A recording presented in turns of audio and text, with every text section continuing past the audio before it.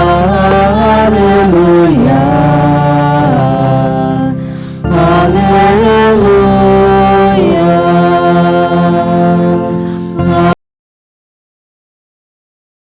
aleluia,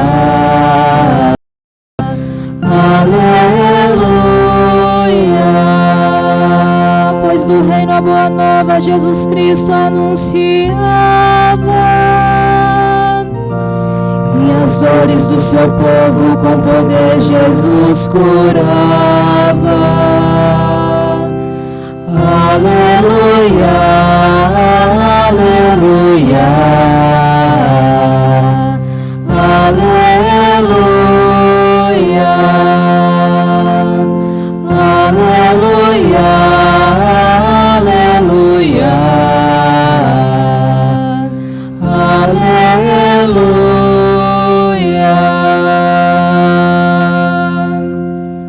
O Senhor esteja convosco. Ele está no meio de nós. Proclamação do Evangelho de Jesus Cristo segundo Mateus. Glória a vós, Senhor.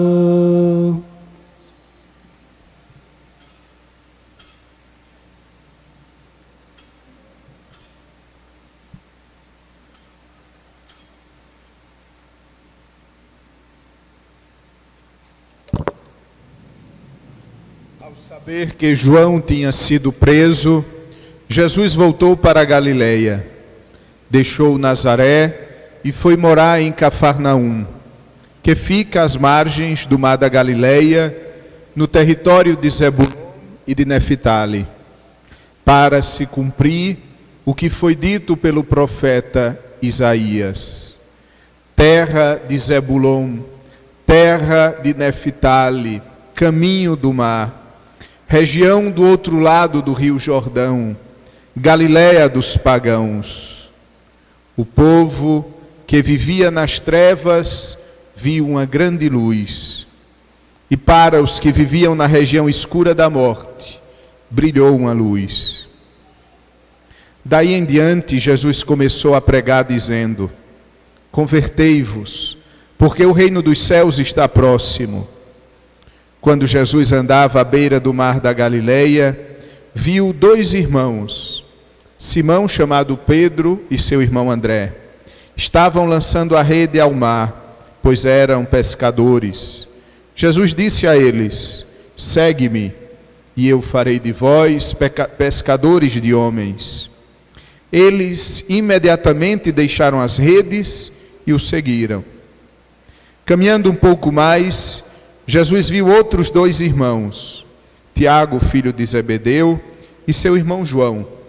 Estavam na barca com seu pai Zebedeu, consertando as redes. Jesus os chamou. Eles imediatamente deixaram a barca e o pai e os seguiram. Jesus andava por toda a Galileia, ensinando em suas sinagogas, pregando o evangelho do reino e curando todo tipo de doença e enfermidade do povo. Palavra da salvação. Glória a vós, Senhor. Prezados irmãos e irmãs, como falei semana passada, o ano litúrgico é um caminho onde nós vamos entrando em contato com Jesus para o conhecer. Nós vamos entrando em contato com o Senhor, não para satisfazer nossas curiosidades, não para passarmos tempo como quem lê um livro, um romance. Nós entramos em contato com o Senhor domingo após domingo, porque nós queremos conhecê-lo. E desse conhecimento de Cristo depende toda a nossa vida cristã. Não amamos aquilo que não conhecemos. E hoje, Jesus é apresentado para nós como a luz do mundo. É muito belo que esse evangelho que nós acabamos de ouvir e a primeira leitura, eles nos levam para a missa da noite do Natal. E a primeira leitura do Natal é exatamente a primeira leitura de hoje, que nós ouvimos, que a igreja para nós proclama: o povo que andava nas trevas, surgiu uma grande luz. Para os que caminhavam sob a sombra da morte, brilhou a luz. Amados irmãos, Jesus é a luz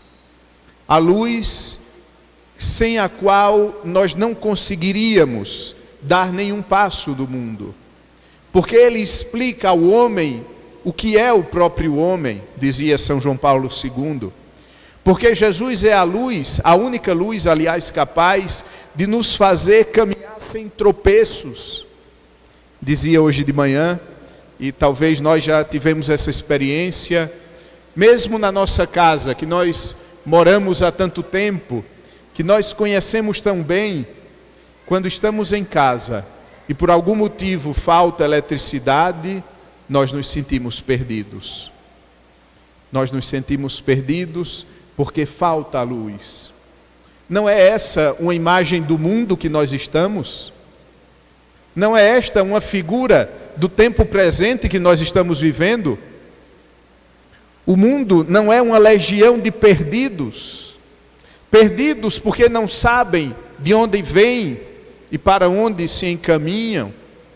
Perdidos porque simplesmente caminham sem uma origem e sem uma meta.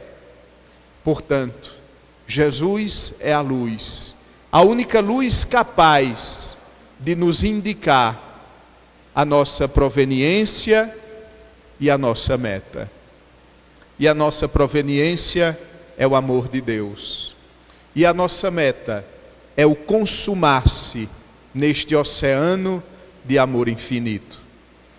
Porém, amados irmãos, o último versículo do Evangelho de hoje, ele condensa o que a igreja hoje quer que nós conheçamos de Jesus. Quem é Jesus? Jesus é aquele que ensina, aquele que prega e aquele que cura. E é sobre estes três elementos que eu gostaria que nós meditássemos nesta noite, e mais do que isso, que levássemos para a nossa vida cotidiana ao longo da semana. Jesus andava por toda a Galileia, ensinando em suas sinagogas, pregando o evangelho do reino e curando todo tipo de doença e enfermidade. Jesus ensina. Ele ensina porque só Ele é a verdade. Ele ensina porque somente Ele é capaz de compreender o mundo, é capaz de compreender a humanidade. Somente Ele é capaz de compreender o céu. Somente Ele é capaz de indicar-nos o caminho do céu, porque Ele desceu do céu para nos buscar e para nos levar para lá. Amados irmãos, ao longo da semana, quantos ensinamentos nós recebemos? Um livro que nós lemos, uma palestra na internet, tantos ensinamentos. E em que lugar ocupa o ensinamento de Cristo na nossa vida? Concretamente, como eu me deixo ensinar por Jesus? É interessante que um dos verbos mais usados para referir-se a Jesus no Novo Testamento é ensinar. Jesus é o mestre por excelência e Ele nos ensina o bem viver e o bem morrer. Mas Jesus nos prega o Evangelho. Qual a diferença, padre, entre ensinar e pregar o Evangelho? Ensinar é dar-nos condições de nós mesmos descobrirmos as coisas que estão à nossa volta, as coisas sobre Deus, enquanto pregar é dizer uma última palavra definitiva. O ensinar requer da parte de quem escuta uma abertura para compreender aquela verdade que é ensinada, enquanto pregar o Evangelho do Reino é uma atitude de acolhida e de silêncio para ouvir o Mestre. Quantos de nós discutimos com Jesus? Quantos de nós, a começar pelo Padre, discute sobre doutrina com Deus? A nossa função não é essa. A nossa função é acolher, porque o Evangelho do Reino é a boa nova do Reino. E eu preciso estar atento para acolhê-la. E por último, curando todo tipo de doença e enfermidade. Jesus cura. Jesus passou pelo mundo fazendo bem e curando a todos, diz o Evangelho. E quais são as nossas doenças que Jesus precisa nos curar? Em primeiro lugar, as nossas doenças espirituais. E São Paulo, na segunda leitura, nos fala de uma grande doença, a desunião. Ele ficou sabendo por alguém da família de Cloé. Cloé foi aquela primeira que fez a Pascom e já saiu para contar a Paulo o que estava acontecendo em Corinto. E Paulo fica sabendo que na comunidade que ele fundou, agora existe divisão. E ele então escreve uma carta, mas não escreve uma carta para convencer, escreve uma carta para exortar. E em nome de Cristo ele exorta: eu vos exorto a permanecerdes unidos e concordes. Uma das doenças que Jesus nos cura é a doença da divisão. A igreja nesta semana está celebrando, a igreja universal, a igreja em geral, a igreja no mundo todo está celebrando a semana de unidade dos cristãos. No Brasil, a gente celebra a próxima festa de Pentecostes, mas a igreja em todo o mundo celebra antes do dia 25 de janeiro, conversão de São Paulo.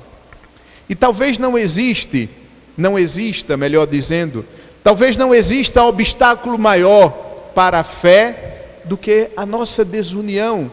Nós que cremos em Jesus, nós cremos em Cristo, católicos, os evangélicos, os ortodoxos, os anglicanos, nós não podemos nos contentar com esta divisão. Vou fazer uma pergunta retórica, ninguém precisa responder. Vocês já rezaram pela unidade de todos os cristãos no mundo? Dizia São João Paulo II, é um escândalo a nossa divisão. Com os ortodoxos, mais de 1000 anos de divisão. Com os evangélicos, os mais antigos, 500 anos. E todo dia multiplica-se uma nova denominação. E nós estamos sendo contra a oração de Jesus na última ceia. Que todos sejam um, para que o mundo creia. Esta é a divisão entre os cristãos. Mas existe também divisão entre nós, católicos, apostólicos, romanos, paroquianos de São José Operário. As nossas divisões atrapalham a evangelização. Vejam que na segunda leitura São Paulo diz: uns estão dizendo que é de Paulo, outros estão dizendo que são de Cefas, que é Pedro em hebraico, outros estão dizendo que é de Apolo, outros de Jesus. E São Paulo diz: acaso Cristo está dividido? Eu participava do grupo, mas depois que mudou a coordenação, eu não participo mais. Eu participava da paróquia, mas mudou o padre que eu amava tanto. Isso me machucou. Acaso Cristo está dividido? Eu sou de Cristo. É pelo Senhor. E Cristo nos cura dessa divisão. Mas Cristo também nos cura das divisões em nossa família. A família é uma igreja doméstica. E nós não podemos nutrir a divisão. São Pedro, se eu não me engano, acredito que seja São Pedro, numa de suas cartas, diz que o sol não se ponha sobre o vosso ressentimento. Se nós tomássemos esta palavra para a nossa vida, dormir reconciliados, não permitir que o mal demore nas nossas casas, que a divisão se instale. A divisão é como uma semente de uma erva daninha. Você mal percebe, ela vai crescendo e ela destrói a família. Tem uma passagem muito interessante, me permitam, tem uma passagem muito interessante do livro do Pequeno Príncipe. Ele mora num pequeno mundo, um mundo muito pequeno, e tem uma espécie de planta chamada baobá, que ele precisa sempre arrancar, porque esta planta, ela cresce muito, ela tem grandes raízes. Vocês já passaram por calçadas e já viram calçadas completamente destruídas pelas raízes das árvores.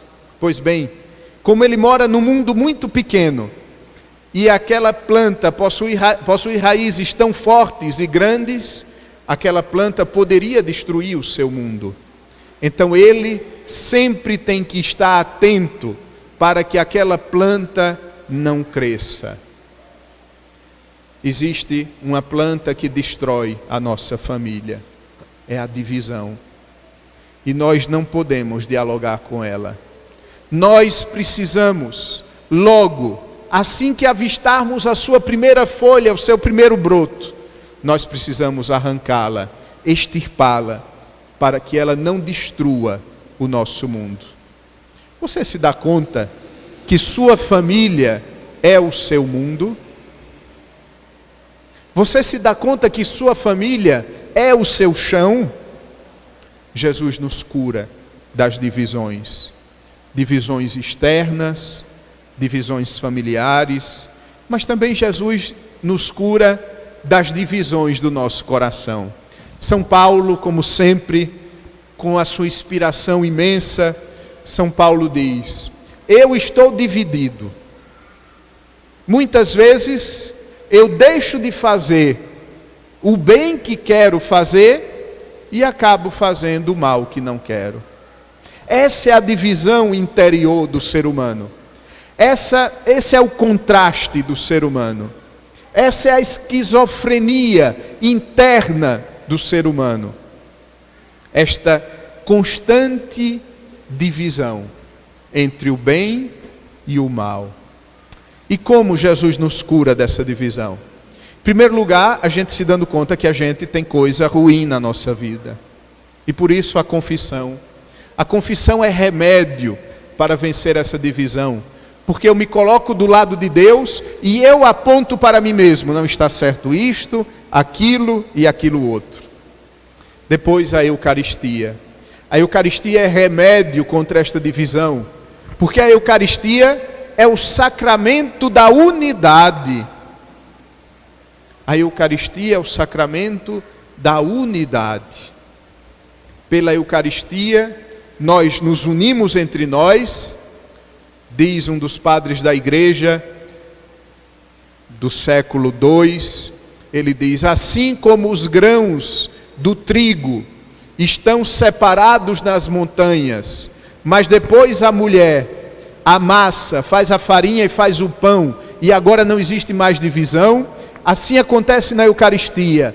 Nós somos muitos, mas pela força do Espírito Santo nos tornamos um só pão, um só corpo. E a Eucaristia cura as nossas divisões interiores, porque ela fortifica o que nós temos de bom e mata o que nós temos de ruim. E assim nos tornamos um só. Ao povo que andava nas trevas, surgiu uma grande luz. Acolhamos a luz de Cristo na nossa vida. Acolhamos a luz do Senhor nesta semana. Porque Ele é minha luz e salvação. Porque Ele é a proteção da minha vida. Amém. Amém. Fiquemos de pé.